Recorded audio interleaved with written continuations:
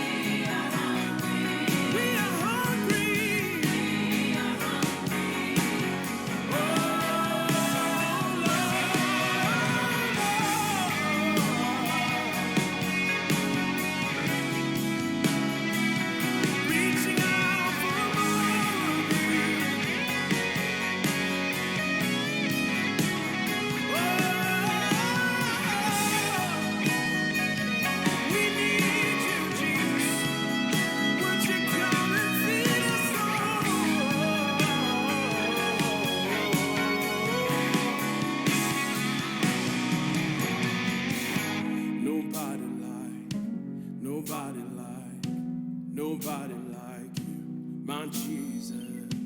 Nobody like you.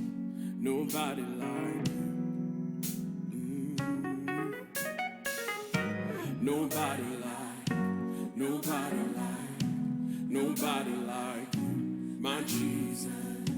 Nobody like you. Oh,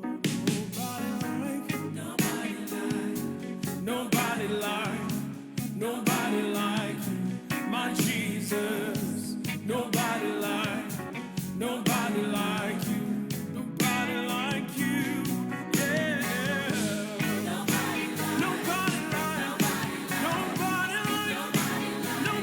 like you, Jesus. Nobody like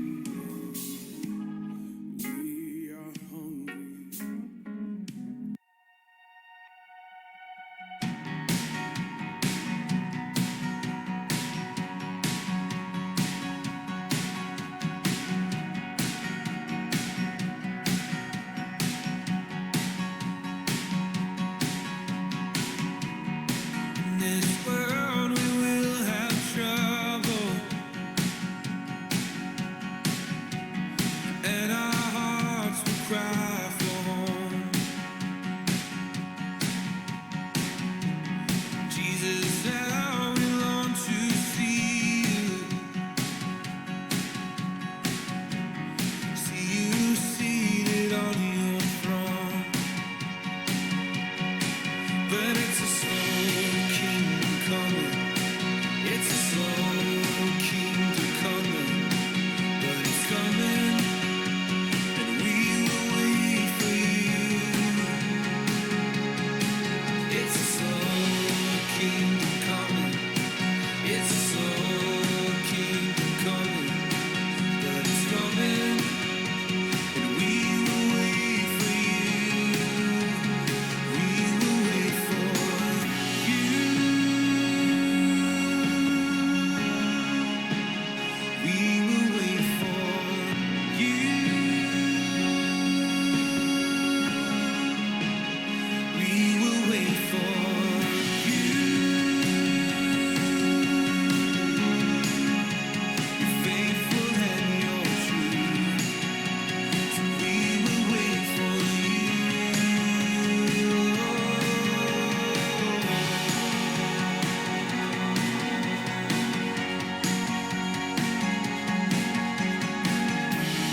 All the plans of man will crumble.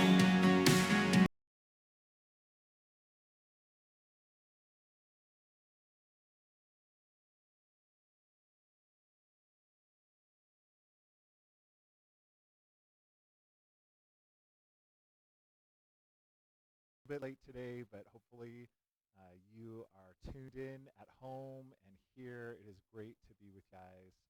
I just continue to be grateful to be part of a Christian community, to be part of a body that can see God in this time. I don't know how your weeks have been, but they just keep getting crazier.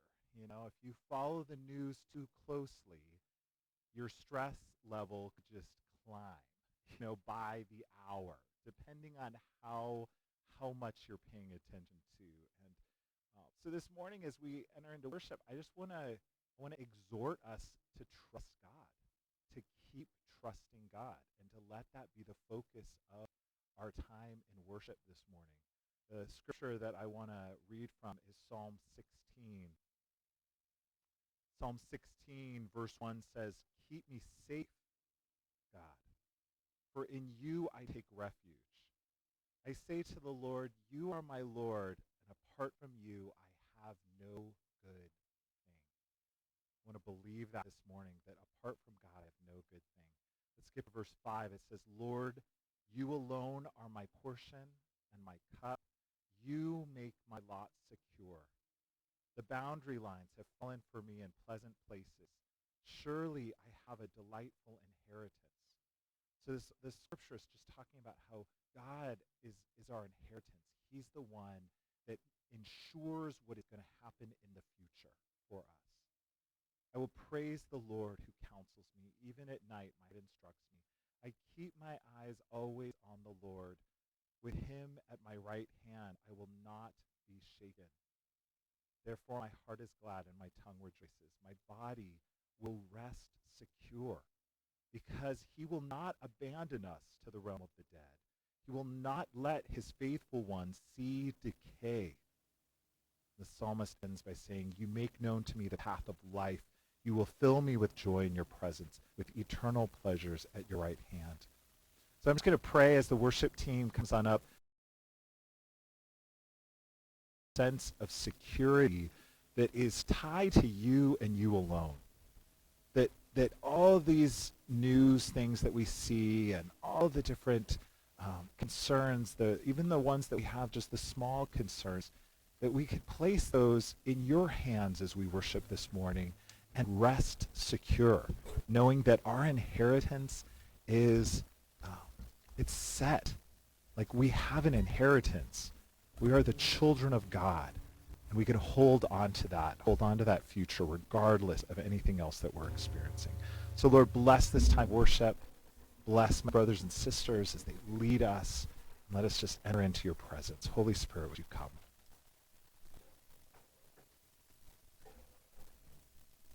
Morning.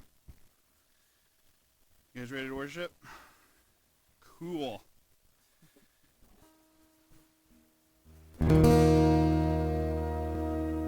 Do a couple throwback songs today. I always think it's fun.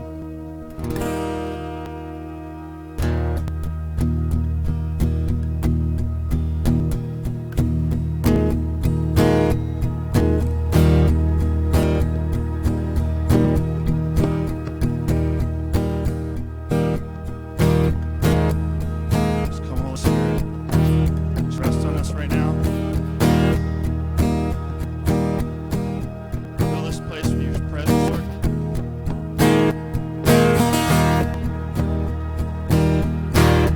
Come, now is the time to worship.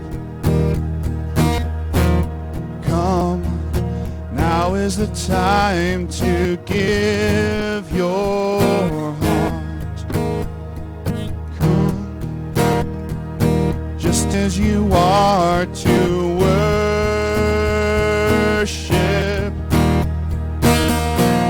Come, just as you are before your God.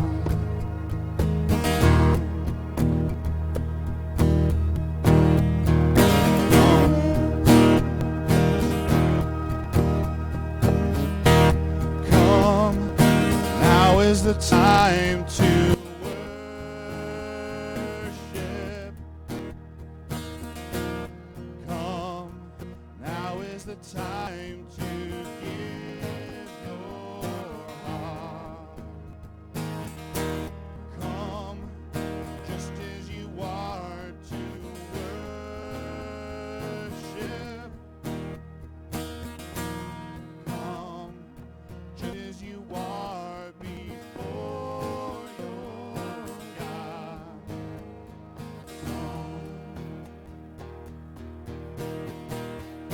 One day every tongue will confess you are God. One day every knee will bow. Still the greatest treasure remains for those who gladly choose you now.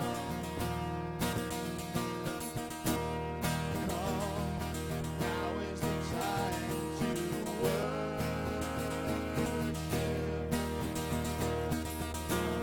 Come, now is the time to give your heart. Come, just as you are to worship. Oh, come, just as you are before your God.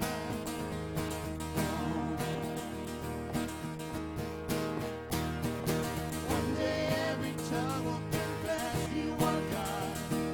One day every knee will bow. Still the greatest treasure remains those who gladly choose you now. One day every tongue will confess you are God. One day every knee will bow. Still the greatest treasure remains for those who gladly choose you now.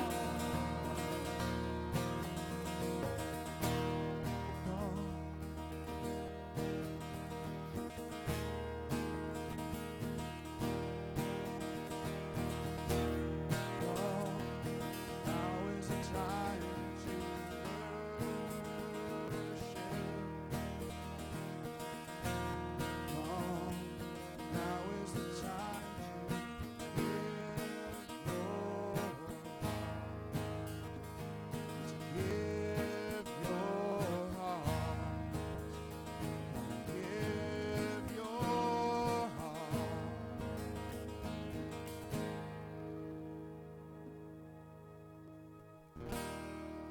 Father, we're on our knees with every heartbeat. We bring you this offering.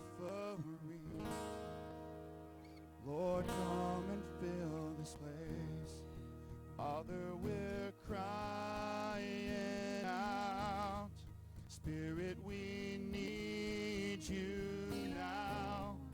Glorious love surrounds us.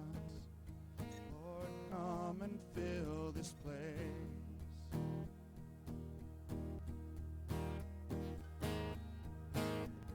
Lord, come and fill this place.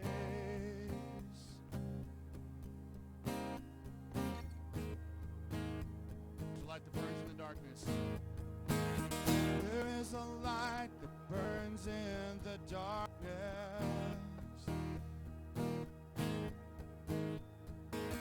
There is a hope that washes the fear away. There is a peace that settles around us. Yeah, yeah. It is your love that sets our hearts ablaze.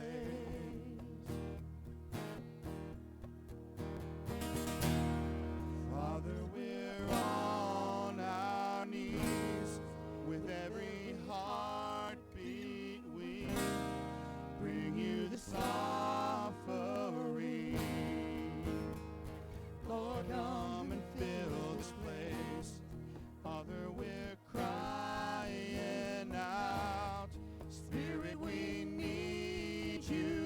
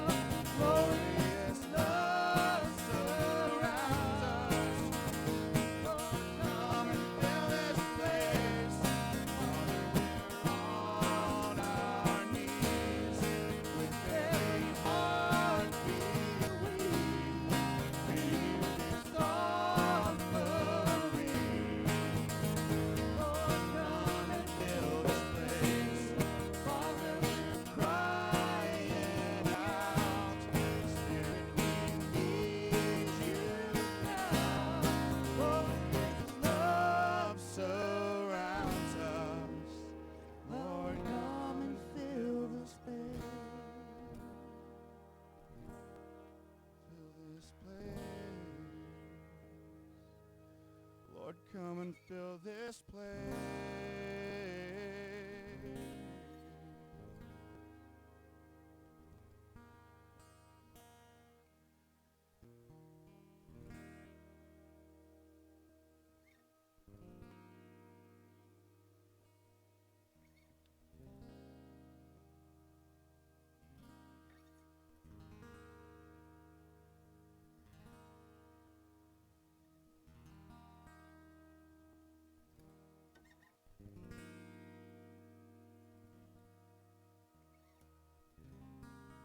Lord, we just invite you here this morning. We come to you as empty vessels, Lord, asking you to fill us. Just use us, Lord, and speak to us this morning.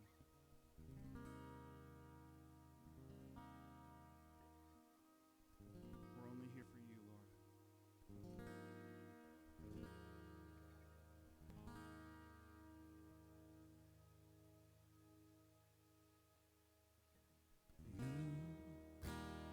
Are the vine, we are the branches. Keep us abiding in you.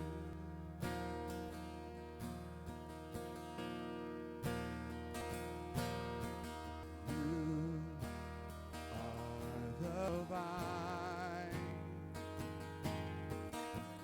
We are the branches. Keep us abiding in you. You are the vine.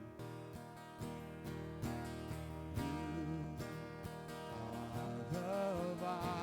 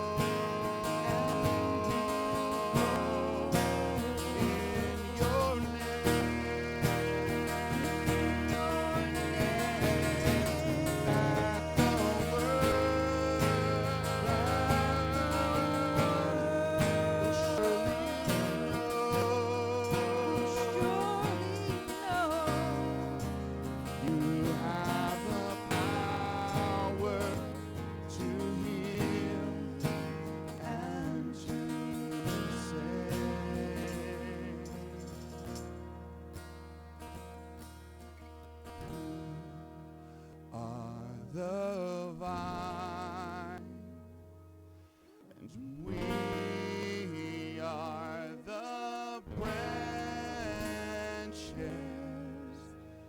Keep us abiding in you.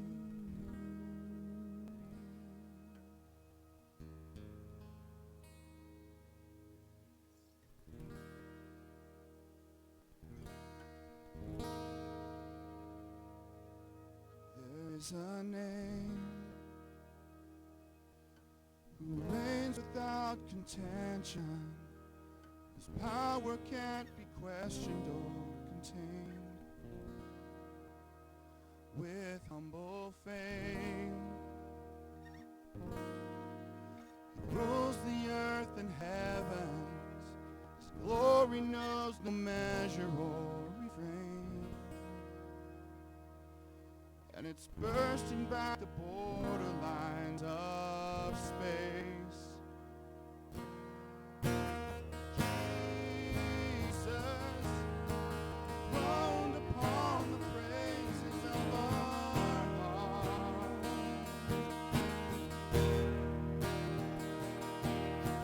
Jesus, you're the King and you're the center of it all. There is a name reaching past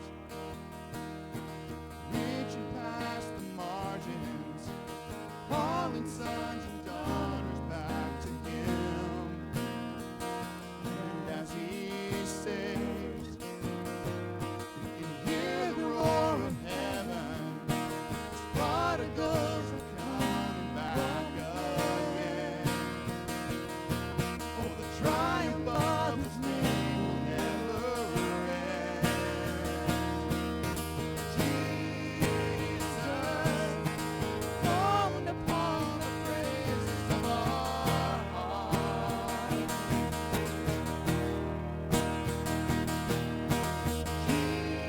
Jesus, you're the King and you're the center of it all. Yeah, Jesus. Jesus, throned upon the praises of our heart.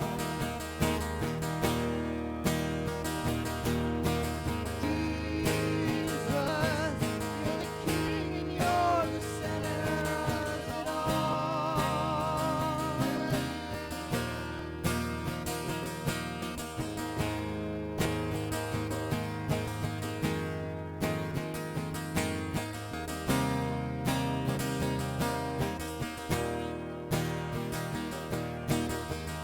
Oh, every eye will see, and every heart will know, there is no name above the name of Jesus. Death could not hold him down, no grave could keep him bound. All sin and sickness bow to the name of Jesus. Oh, every eye will see, and every heart will know, there is no name above the name of Jesus. Death could not hold him down, no grave could keep him bound. All sin and sickness bow to the name of Jesus. Throned upon the praises of our hearts.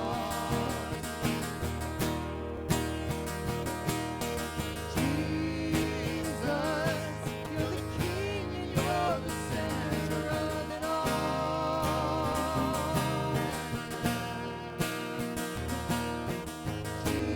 Jesus, throned upon the praises of our hearts.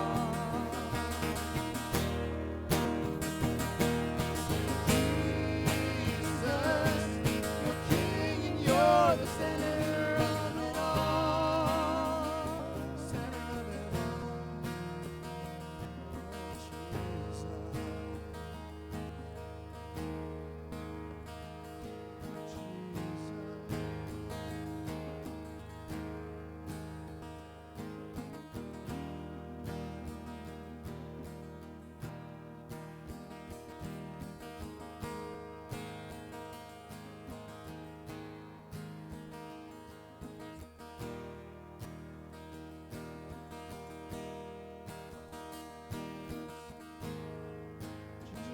our center, be our fortress.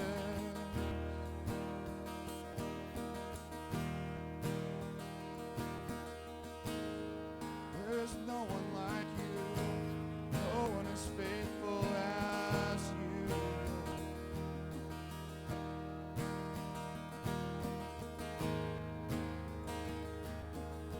Be our center, be our fortress.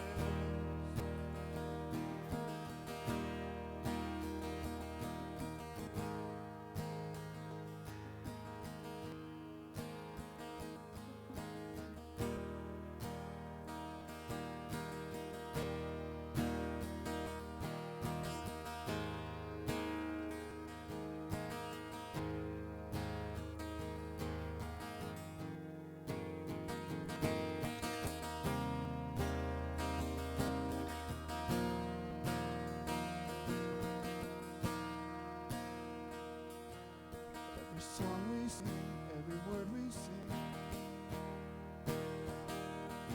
every melody, every note we play, every heart's beating in this place, every hand is lifted up in praise. It's all for you, Jesus. All for you, Jesus. All of the glory and power and praise be yours forever.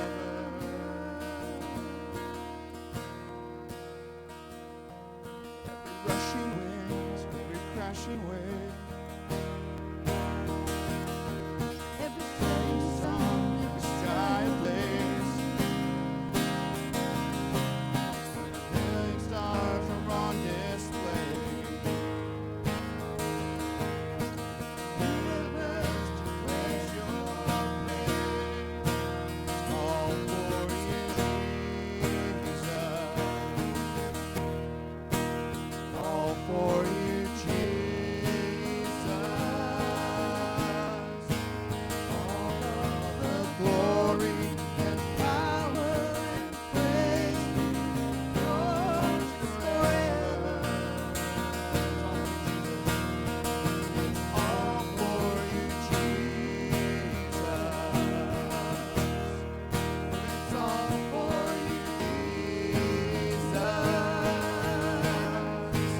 All of the glory and power and praise be yours forever.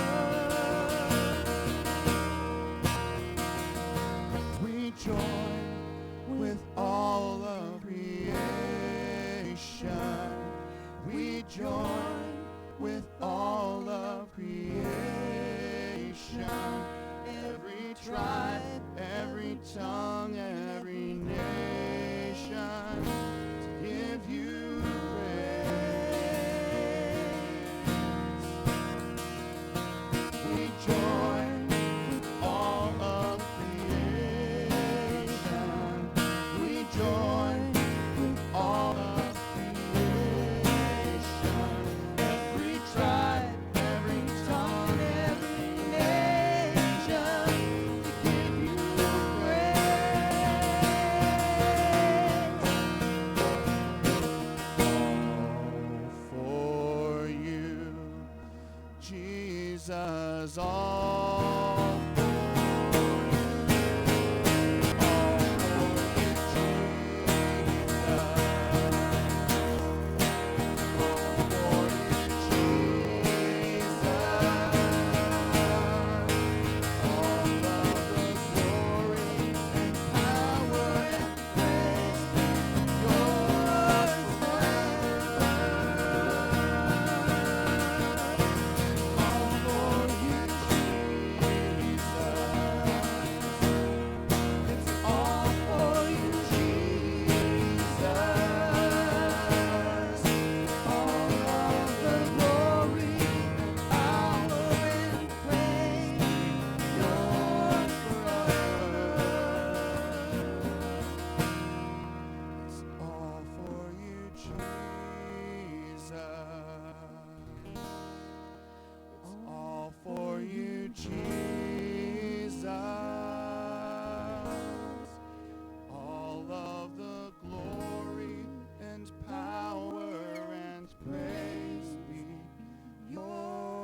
yours forever.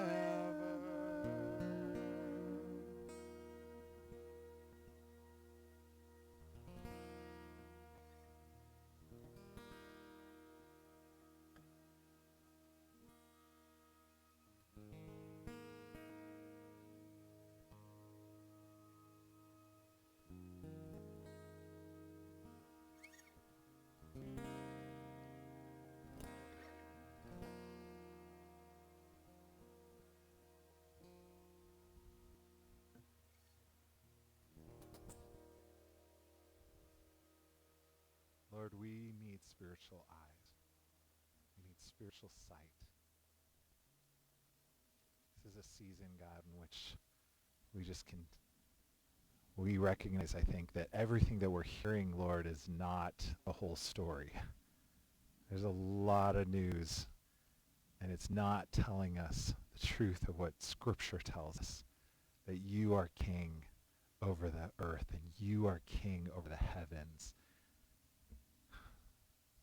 God, help us to have eyes to see what is true. We're just going to just listen to the Lord right now and invite him to speak to us, because, you know, Scripture tells us that Satan is the father of lies, and we cannot trust everything that we read and hear. I mean, it's just, that's been made clear. And so we need the Lord to be the one to speak, to give us discernment, you know, to cut through everything and tell us what is true. So we're just going to do that. We're going to make time, and at home, just make time. We're going to just pause right now. Father God, would you just come? Would you speak to your people? Would you reveal, Lord, your heart, reveal truth to us right now, God?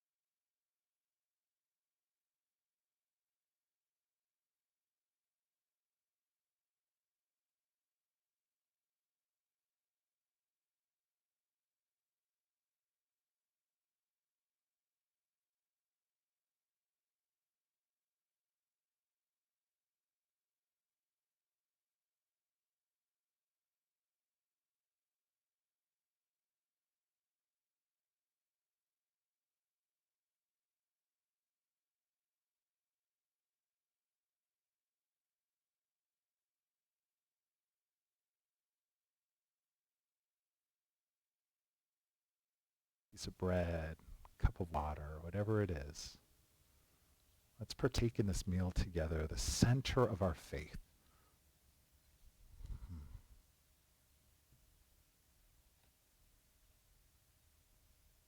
Lord.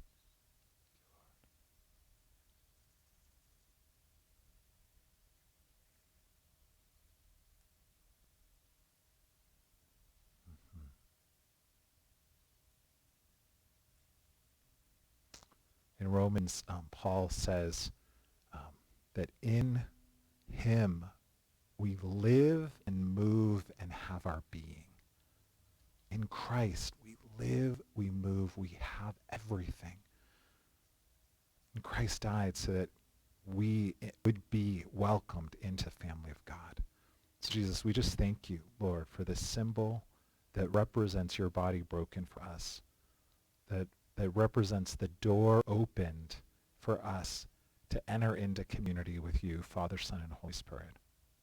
Let's receive the body of Christ broken for us.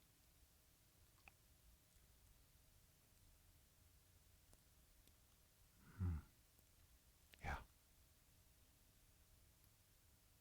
And let's drink to the promise of the inheritance that we have in him.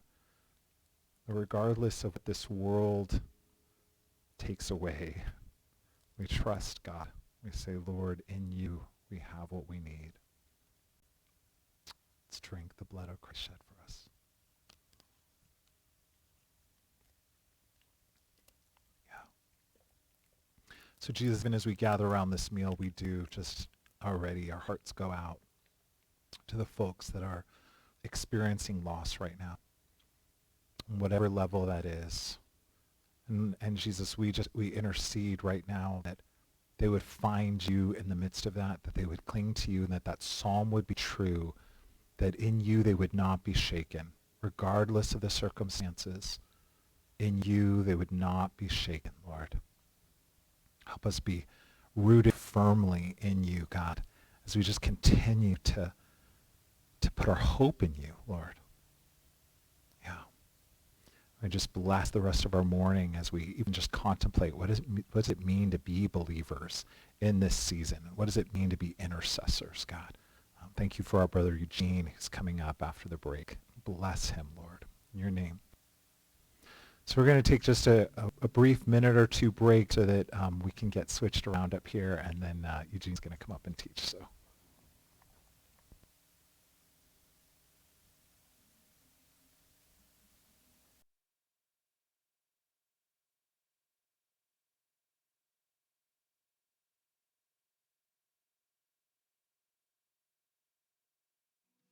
Forsake us. We will see your kingdom come. 'Cause it's a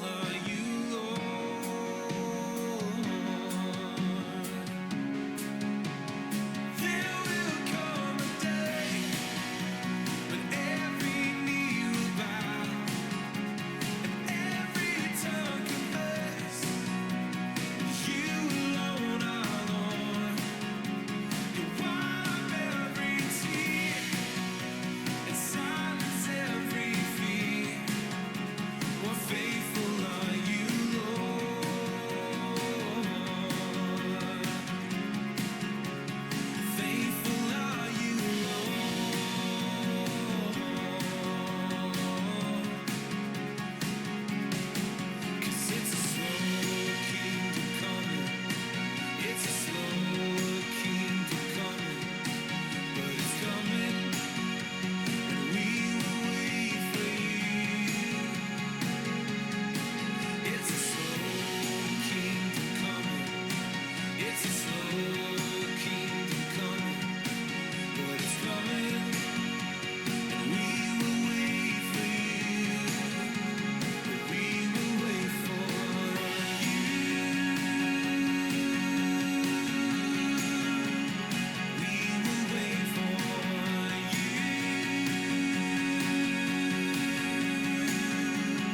We will wait for you.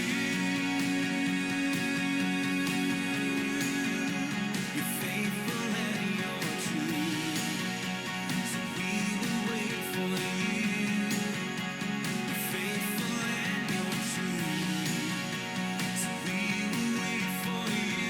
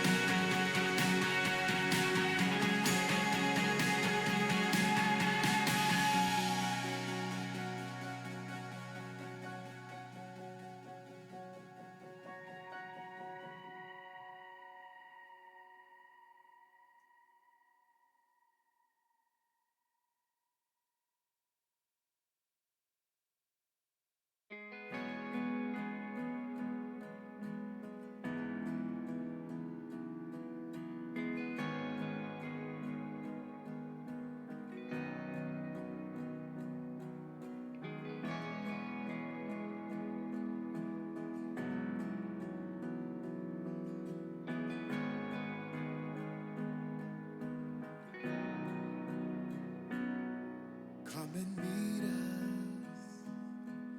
Come and meet us. Oh Lord.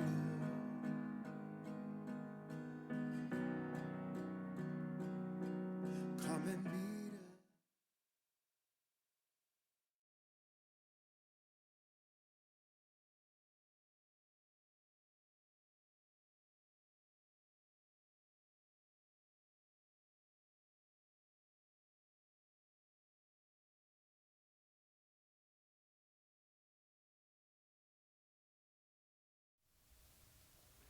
All right, we are back. Good morning to you here this morning, and good morning again to those of you that are visiting online. And it's great to be back this morning and sharing with you. We continue our series on defining church. And what an awesome series it's been. Hasn't it been good? I just think it's been so rich. And the teaching that's come from our teaching team has just been great, you know.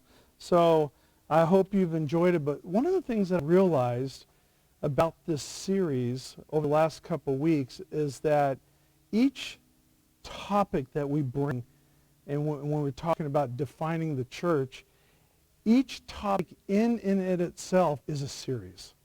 So understand that we're just doing kind of a broad stroke of these subjects and trying to define and doing, making an attempt on what is the church. And so what I want to do, just even before I start, is encourage you to bring something to write with, okay? Bring a journal, bring your Bible. Should always be coming with the Bible because we dig into the Word, okay? And so bring a Bible, bring a journal that you can write notes in every single week. And one of the reasons, and I do this, I've been journaling for a long time. You've heard me say this a couple years ago. I said the same thing. But that way you could take notes, and then throughout the week, while you're doing your prayer time and your meditation time, you can look back on that and you go, okay, what was Luke talking about last week about the mission of the church? What scriptures did he use? And so you can really dive into the Word during the week and find out exactly what this is, because this is so surfacey, is kind of what we're doing. And so I think the Lord really wants us to dive even deeper into what we're kind of presenting this morning. And it's interesting because in Acts 17, verse 11, it says about the Berean Jews that they were more noble in character than the Thessalonians because they received the message with eagerness, and they searched daily the scriptures to see what Paul was saying was true. And so I'm encouraging us, our body, and those that are visiting, online, that listen to what our teaching team says, but go home and study it for yourself and go, wait a minute, I'm not sure what Eugene said. Is that really, and dig into it for yourself, because Hebrews says in 4:12 that the Word is active and living, and it should be exciting. When you pick up the Word, when you get into the Word during the week, this book has so much history and life that we really should get excited about it when we read the Word. As you can tell, I am. And I love the Word. I've been looking at it and studying it for years, So that was free encouragement. This morning I'm going to talk on prayer. I had a real hard time with this. There's so much to teach on about prayer. I mean, David, we could probably spend 3-6 months just on prayer. What is prayer? When do we do it? How do we do it? There's so much. And so this morning I actually was really praying and I'm going, okay, and I felt like the Lord has guided me into a passage of Scripture that I think the Lord wants us to hear this morning. But again, I would encourage you, if you want to know about prayer, dig into the Word. Read commentaries. Get on YouTube. Listen to some other pastors and teachers talk about what prayer is. So our prayer life would just be, explode. And what does this mean about prayer? So today's message is called Prayer Staying Alert. I like David. The word earlier was keep our eyes open. And in order to stay alert, we have to keep our eyes open, right? So I love that. I think that's totally appropriate with it. But I want you to turn your Bibles to Mark 14. Okay? Mark 14. And this is the passage that I'm going to be reading. Mark 14, 32 through 42. And we're going to look at this story about the disciples in the Garden of Gethsemane. It's a very powerful story. And this story takes place probably hours just before Jesus is arrested and betrayed by Judas. It's also a time where not only is he experiencing the sins of the world, but as in 1 Corinthians 5:21 reads, and God made him who knew no sin to be sin for us. So he became sin so that we might become the righteousness of God. But he also, in the garden, was anticipating experiencing separation from the Father. Because that's what sin does. It separates you from the Father. And he was going to become sin and experience that. But yet in Jesus' confidence in his relationship with the Father and his faith, he says, and we're going to look at this a little bit, he says, Abba, Father, everything is possible for you. So I have a couple points here about prayer. Point 1. When you pray, remember that with the Father, everything is possible. It's so powerful for us to remember that when we pray, that with the Father, everything is possible. Now, before we get into this passage, I want to tell you a story. Everybody likes stories, right? So this is a story about my life and what I experienced years ago. I had the awesome privilege of, in high school, I went to Newport Harbor High School, and I had the privilege of playing water polo, and I swam. We had a 50-meter pool, so the resources for that school were just phenomenal. I would say that the ball club that I came out of was probably not only the best in the West Coast, but probably across the United States. My coach, the late Bill Barnett, who passed away about a year ago, was our Olympic coach one year. UCI came into our pool and did a lot of their workouts in our pool. Coach Newland was the Olympic coach one year. We had the U.S. water polo tryouts in our pool, and I got to be able to play one of the defenders against these massive guys. And so here I was in high school, this little pipsqueak of a little guy, and that these guys would walk in on the pool, and it was just such a privilege to be able to play against these guys. But not only that, our pool hosted the U.S. water polo against Hungary. So I was like, I'm going, oh my gosh, this is such a rich heritage I have here. But because of being a water polo player and because of being a swimmer, I was able to get a job as a lifeguard. Because people that are lifeguards on the beach, Newport Beach, I will tell you right now, they were the cream of the crop. We were the fastest swimmers, we were in shape, and that's what got our job. Out of 100, 150 people, I got 10th overall, and I was able to get hired. So let me ask you, so here's the question. Here you are as a lifeguard. What is the hardest part, do you think, it is to be a lifeguard? What was that? Boredom. Boredom and waiting. You know what? We can't jump ahead. Just hold on there, okay? He's right, though. Most people think that it's actually being in shape, being a fast swimmer, having the skills, having the guts to go out in 5, 10, 15, 20-foot surf and rescue people.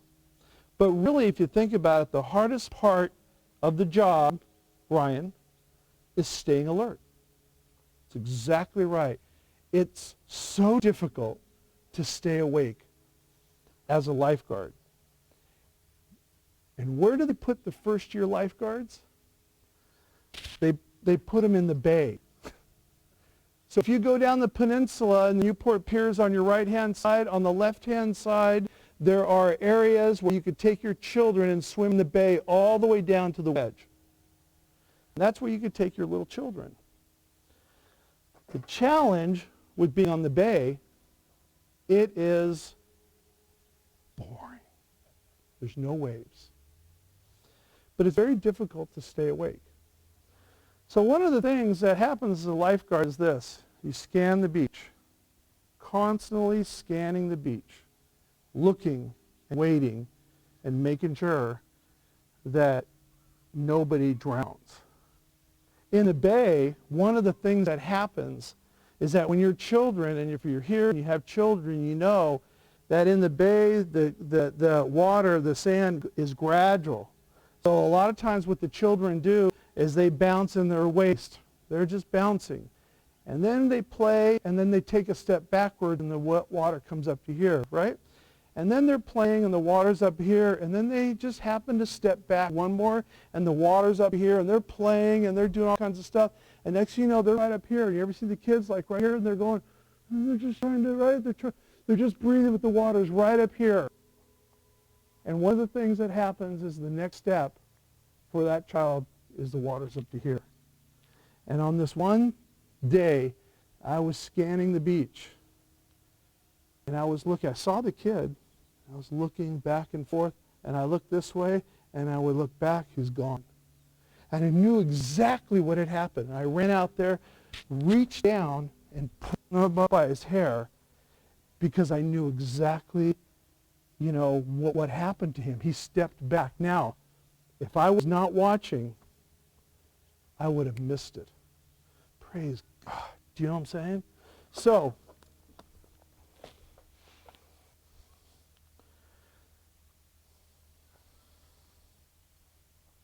take this story and table it. I'm going to come back, because know that the most challenging thing about being a lifeguard is staying alert. Now let's read Mark, all right? Let's go ahead and stand as we read the scripture. Mark 14, verse 32. They went to a place called Gethsemane, and Jesus said to his disciples, "Sit here while I pray." He took Peter, James, and John along with him, and he began to be deeply distressed and troubled. And Jesus said, "My soul is overwhelmed with sorrow to the point of death. Stay here and keep watch." Going a little further, he fell to the ground and prayed that if possible, the hour might pass from me. Jesus said, "Abba, Father, everything is possible for you. Take this cup from me, yet not what I will, but you will." Then he returned to his disciples and found them what? Sleeping. Jesus says to Peter, "Simon, are you asleep? Couldn't you keep watch for 1 hour? Watch and pray, so that you will not fall into temptation. The spirit is willing, but the flesh is weak." Once more he went away and prayed the same thing. And when he came back, he again found them sleeping, because their eyes were heavy. They did not know what to say to Jesus. They got busted again. Returning the third time, he said to them, "Are you still sleeping and resting? Enough. The hour has come. Look, the Son of Man is delivered into the hands of sinners. Rise, let us go. Here comes the betrayer." Amen? Okay, you can have a seat. I love reading the Word. Isn't that rich? So let me give you just a little bit of a backstory. So like I said, this is the night, this is the last night that Jesus had with the disciples. It was also the last night that the disciples had with Jesus. Okay? And so he finished supper. He had communion for the first time. He instituted communion for the first time, which is what we did this morning. Powerful.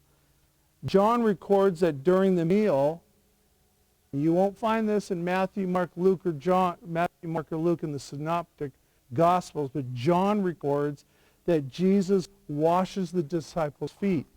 And he says, "What I have done to you, now you do to one another." Set that example for them.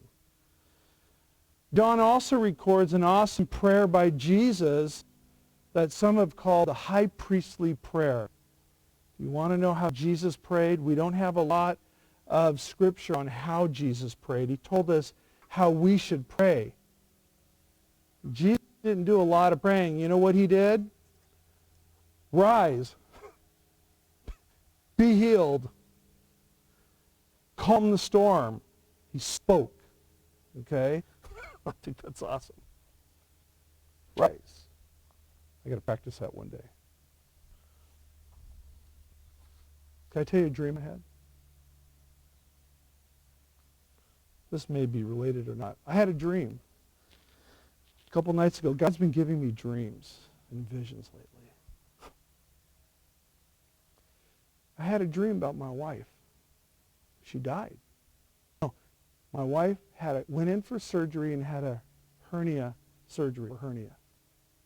The doctor came out and said to me, "I'm really sorry." I said, "What are you talking about?" He says, I'm sorry, your wife didn't make it." I said, what are you talking about? It's a hernia. What? And he didn't tell me everything. And the impression that I got that they messed up surgery, and they didn't want to take ownership to it. And I walked in, I saw my wife there. There's a sheet over her. I pulled the sheet back, and I had this strong impression that it wasn't her time, that God wasn't done with her. And so I prayed in my dream. I said, Lord, if this be your will, if it's not her time, if not, and I said, rise, just like that in my dream. Get up. And she got up. In my dream, she got resurrected. I don't know about you guys, but I think that's prophetic in what God's doing in our life. Not that you're going to, not that something's going to happen to you, but what's prophetic about it is that God's not done with you yet. You know. So, the high priestly prayer. Go look at it. John 17. John prays for the disciples, and then he prays for all the believers. Awesome prayer. He says, the hour has come. He models prayer for them right before their eyes. Amazing. All these things happen right before the Garden of Gethsemane. Hours before Jesus is betrayed by Judas and gets arrested. John records in chapter 18 that Judas, who betrayed Jesus, knew the place where Jesus was going to be because Jesus had often met there with the disciples. This was a regular place that Jesus always took the disciples. And the second important point about prayer is that when you pray, find a familiar place. The Garden of Gethsemane was a familiar place for Jesus and the disciples.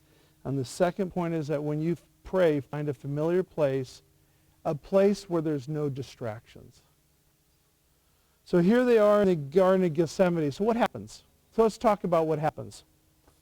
So Jesus tells the disciples to do what? Sit, stay, and then Jesus takes Peter, James, and John a little ways with him, and he tells them, stay, keep watch.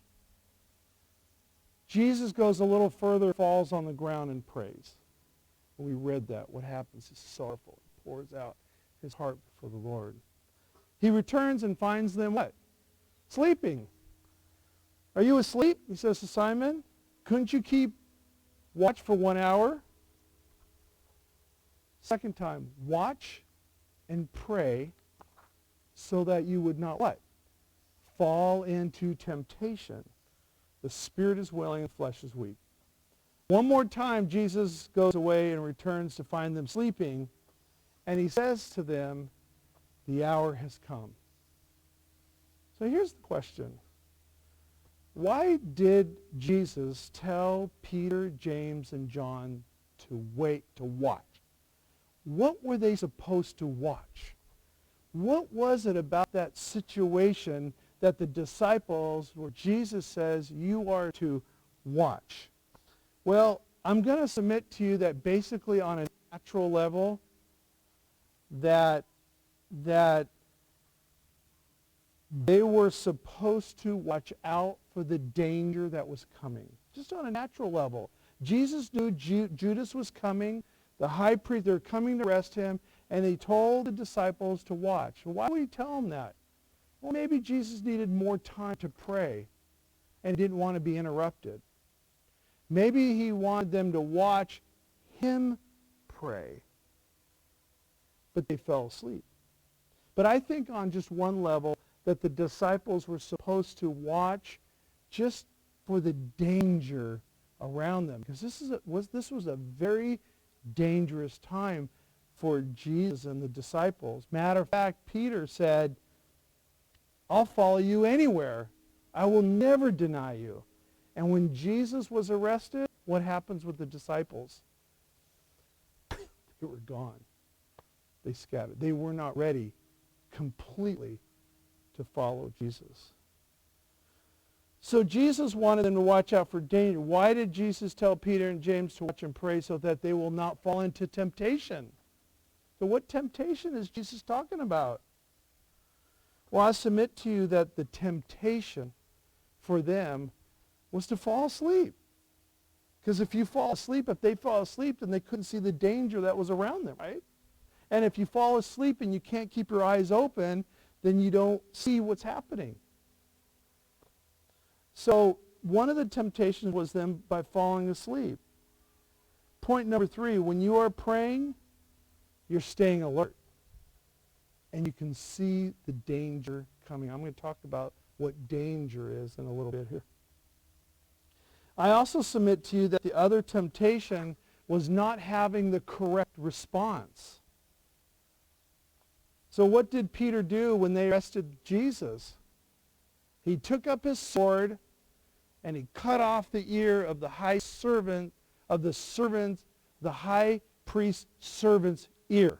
Whew, got through that one. It was a total fleshly, ungodly response. I really believe that if these guys were alert, praying, keeping watch, that Peter would not have reacted the way he did. Think about the way sometimes that we're supposed to react. We are to be what? Salt to the world. We are supposed to let our light shine, right? We are to let our speech be, as it were, seasoned with grace, making most of the opportunity. When we are praying and when we are alert, then through the power of the Holy Spirit allows us to respond in a world that is dying, that has turmoil, that there's destruction, there's immorality going on, and prayer keeps us from those dangers.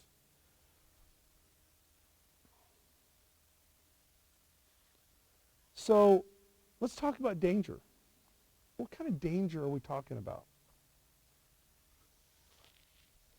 When we pray and stay alert and watch out for danger, what is facing us today?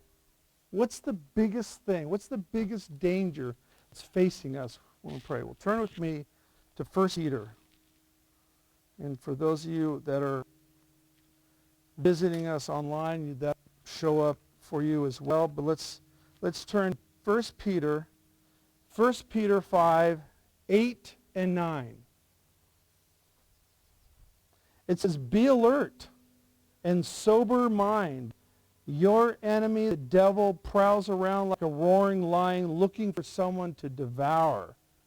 Resist him, stand firm in the faith, because you know that the family of believers throughout the world is undergoing the same kind of sufferings." We read here that the believers are supposed to stay alert. They're supposed to be sober mind. Why? Because the enemy, the devil, prowls around like a roaring lion looking for someone to devour. Now, it's very interesting about lions. When the lions are in their pride, if that's the right way to do it, a pride of lions usually consists of a couple female lions and their cubs, and the cubs are usually from one lion. Now, in a pride, who does most of the hunting? It's the female lions that do most of the hunting. Part of the reason is because the female lions are, on an average, can run 35% faster than the males. Excuse me. That was like a Freudian slip, huh? So they're much faster and much more agile to get the prey. However, when they hunt, you know how they hunt? They stalk their prey. How many have cats? You ever seen a cat outside? You ever seen a cat stalk a bird? They stalk, they wait until their opportunity.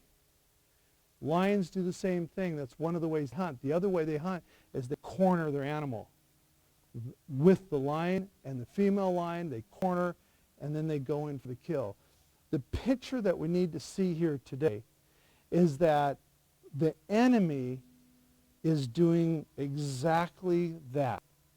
The enemy is stalking the church. It's waiting for the opportunity to pounce on us. And I submit to you today that if we are asleep and if we are not alert, that the enemy can take us out. And how many unfortunate believers have been taken out by the enemy? Unfortunately. Because they were not staying awake. They were not alert.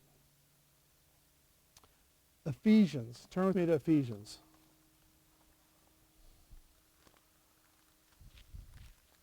I think I have. All right, Ephesians chapter 6.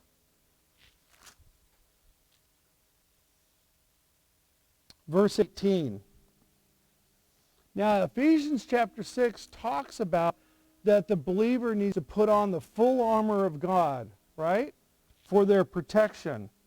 And that actually we see in verse 11, it says, why should we put on the full armor of God? So we can stand firm against the devil's schemes.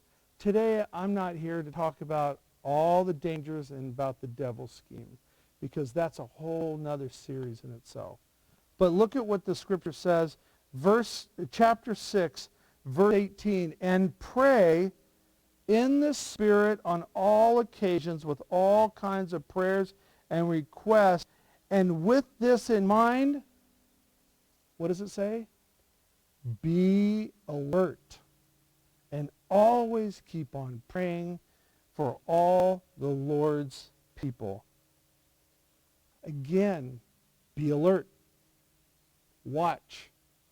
Pray. Point number 5. Praying and staying alert will empower you in the power of the Holy Spirit to resist the enemy. And praying and staying alert will also focus your prayers on the family of God. Who are we supposed to pray for? When we stay awake and we're alert and when we pray, who are we supposed to pray for? Both of these scriptures talk about praying for the church. Why? Praying for the church because the enemy is right outside that gate. And it wants to come in and devour us, that we would fall away from him. So what are some of the dangers? Let's talk about this, and I'll close with this. I want you to picture yourself standing on a lifeguard tower. You're a lifeguard. You are a lifeguard now. What would prevent you from doing your job? What are some of the things that would prevent you from doing your job? Being fat. That's right. Being fat, being a sluggard, not take care of your body, not being healthy. That's right. What else, guys? This is really good. This is really important. What's that? Your phone. That's exactly right. If you're standing on the tower and you are with your phone and you're looking at your phone, you're going to miss that rescue, aren't you? What else? Boredom. That's right. We already talked about that. What else is going to keep you from what's going to prevent you from doing your job? Fear. What kind of fear? Fear of what? Fear of the waves, fear of the sharks, fear of the riptides accidentally. That's exactly right. Fear of stingrays. There you go. What else, guys? It's going to prevent you from doing your job. Not knowing what to do. Not knowing what to do. That's right. As lifeguards, we were very trained on how to rescue. Just like firefighters, just like our police department, they are trained to do what they need to do to protect us because we believe in the sanctity of life, right? So everything that we said Now, I'll just throw out a couple others. There's so many people on the beach. It's loud. People are drinking. People ask the lifeguard questions when they come up, right? Can I have a Band-Aid? Everything to get your mind off the beach. Prayer is no different. What we just talked about here is, I'm going to sum up and say, it's all distractions. One of the primary aspects and activity, that thing that's coming against us and preventing us to pray, is distractions.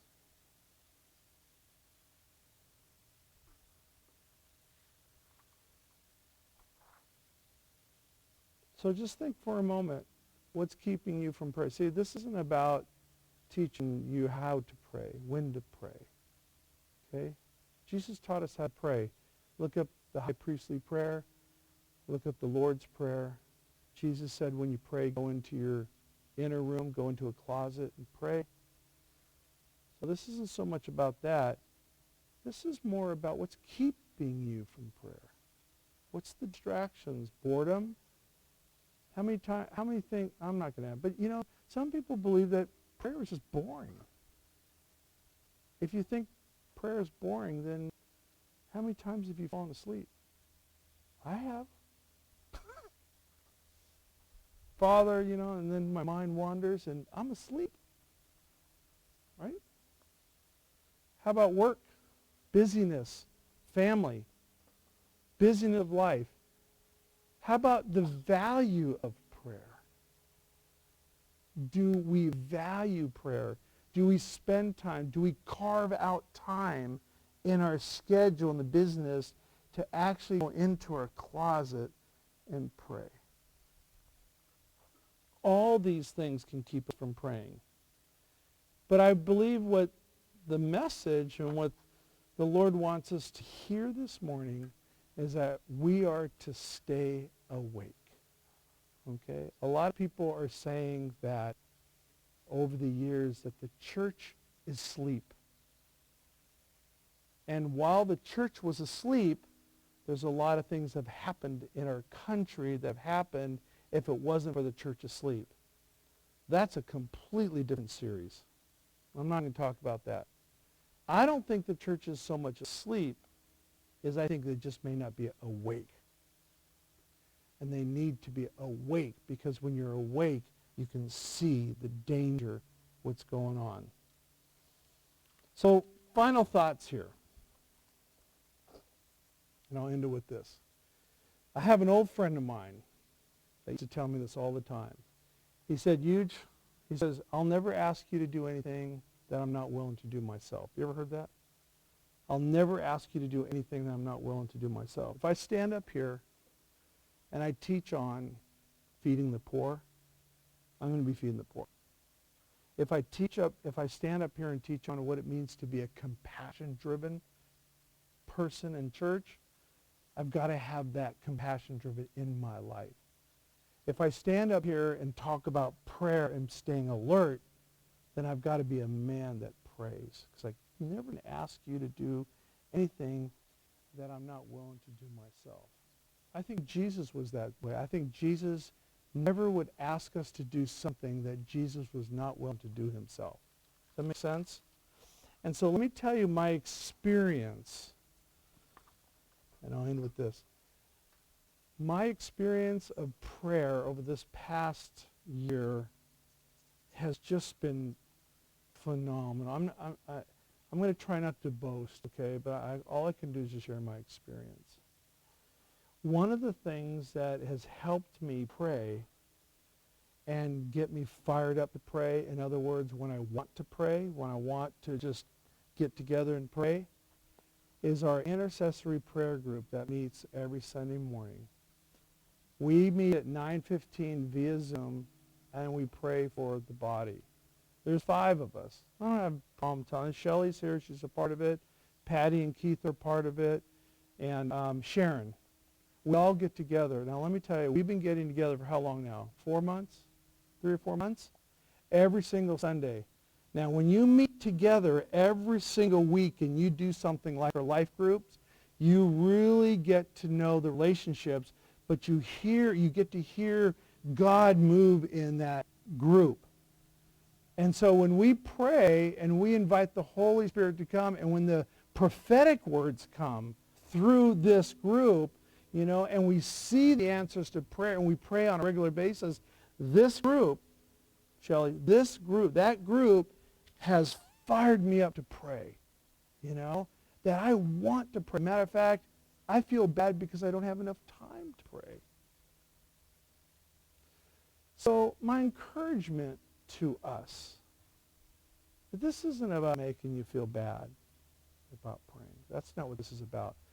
This is about taking a look at your prayer life. And I want you to ask this question, and I'm going to pray. What's the one thing in your life right now that's preventing you from praying? I know prayer is an attitude. You can pray while you're at work. You can pray while you're doing the dishes. You can pray while you're taking out. I get that. Okay. I'm talking about what's preventing you and us from praying in such a way where there's no distractions, where you can stay awake and not fall asleep. Now I'm going to wait for a few minutes, and then I'm going to pray. Because I want the Holy Spirit to speak to you on what that one thing is, and then this week, I'm going to challenge you. Even for those of you that are at home, I want you to think about what is it in your life and focus on that this week. What's the Holy Spirit saying? Let's go ahead and stand. And I'm going to close this in prayer. And I'm going to ask the Lord to and I'm going to invite the Holy Spirit to come and speak to you just for a minute here. Just ask the Lord. Say, Lord, show me. Just ask the Lord, what is it about my prayer life? Lord, what's getting in the way of entering into prayer? Just one thing. The Holy Spirit is speaking to you now. It's probably the first thought that comes to you.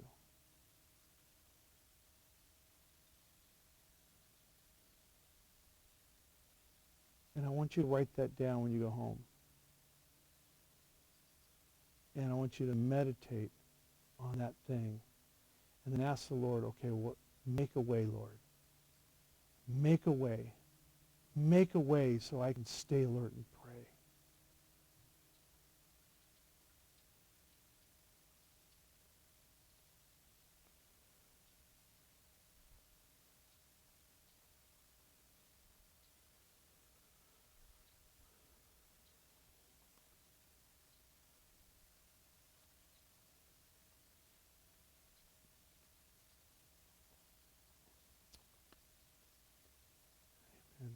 Lord's to you.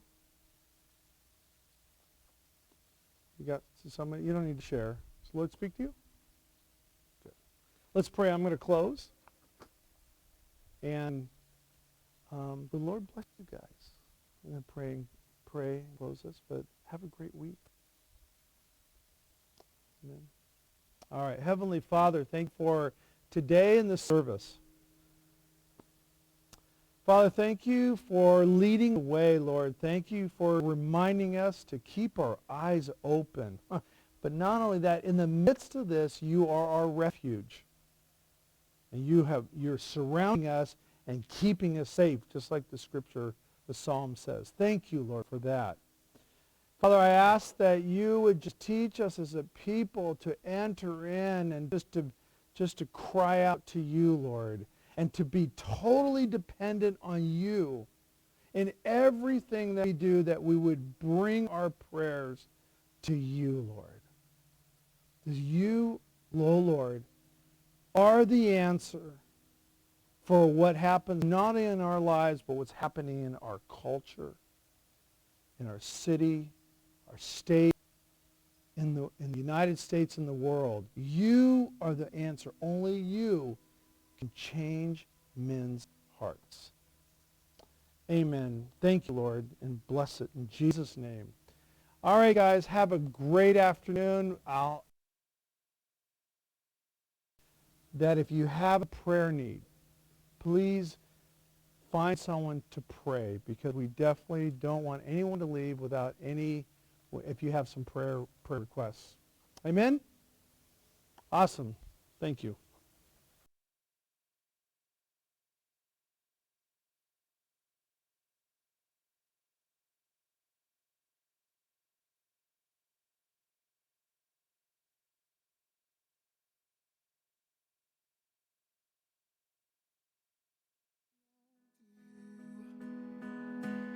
Oh Lord, our God, we belong to you. We belong to you. Oh Lord, our God.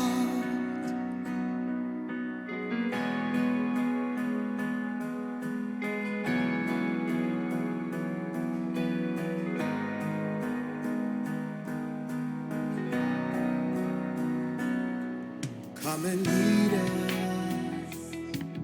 Come and lead us. Oh Lord.